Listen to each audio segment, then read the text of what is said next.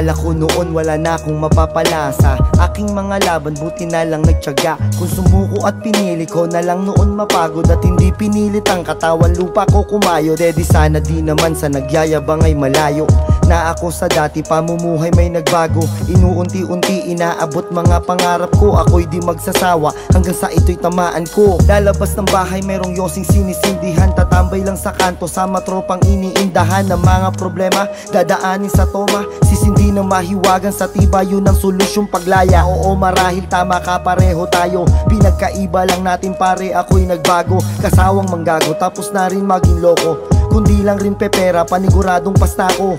Gigising maaga, babangon sa kama, hahanap ng diskarte, magkalaman ng sikmura. At kung gagaya ko sa'yo, walang magbabago hanggang ngayon. Paniguradong palamunin pa rin ako ng aking magulang na 8 oras magtrabaho para magkalaman ng masarap sa lamesa ang plato. Mas pinili kong ibangon ng sarili ko kesa ako ay magreklamo na kagaya mo.